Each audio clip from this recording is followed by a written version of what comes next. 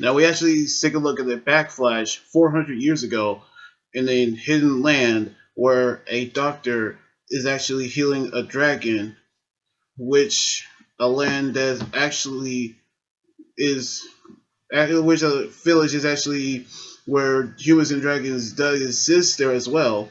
Which the doctor looked exactly like Acnologia because that's who he actually is, in which he also told him about the Dragon Slayer magic as well, which the dragon's name that he healed him is actually called Acnologia, the Sacred Guardian, in which the doctors say that he wasn't strong enough, so he actually find a way to make himself strong, in which we actually knew that when he came back, the village was in ruins, and we actually headed back where the actual Agnologia is fighting Natsu and the other Dragon Slayers in the Time Rift, where the battle has begun, which Wendy has enchant the others, which Gajil using his Iron Dragon sword, where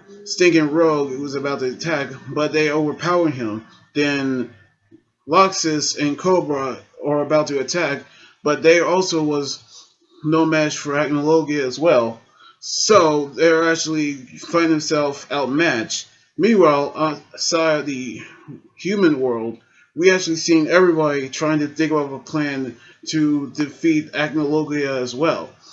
Which, since Julia suggested that Gray could use his ice to freeze him, but magic doesn't actually work on Agnologia. So they also suggest they could use swords as well, which that could work. But Ursa actually pointed out it won't a sword won't actually cut him unless the sword was actually enchanted with Dragon Slayer magic.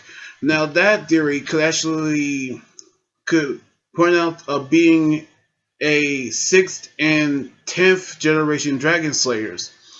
However, we actually heard that Acnologia is on his way to Magnolia, and so Lucy have dove a one magic that can actually defeat Agnologia, the magic that actually bring their bonds together, and what led them to the 7 years, and which is one of the fairy tale's three greatest spells, the fairy spear that Mavis has used to shield him when there was at Tangro Island. And so Lucy has have bring Levy, Freed, Happy, Carla, Lily, and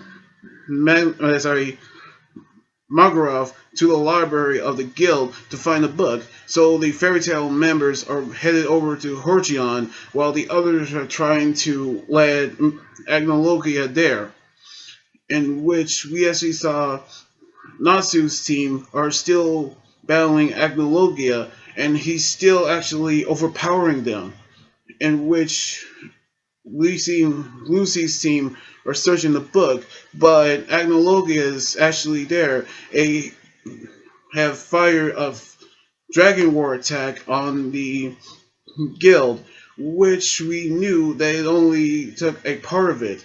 But Lucy has found the book in which we saw fairy tale members have made it to Horcheon after they found the large ships that Elvos have left behind, in which we saw the others using their magic to lead Agnologia to Horcheon.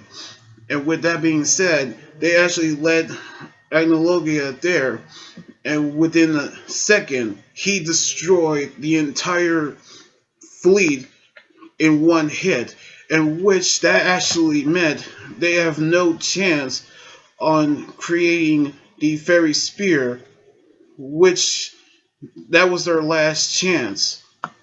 Now we actually take a look at Agnologia's past and how he became the Dragon King, in which we saw the battle actually happening inside the Time Rift.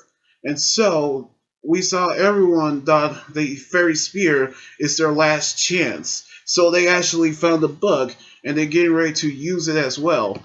So we're going to see on the next episode next weekend, which we have 2 more episodes left to the final episode. So anyway, like this video, subscribe for more, and comment on what you think about the episode, and comment on what you guys think about my theory of the 6th and 10th Dragon Slayers. And you guys can also follow me on Twitter, Instagram, Tumblr, and like my Facebook page. Until then, this is Anime Guy Jordan here saying sign out. Laters!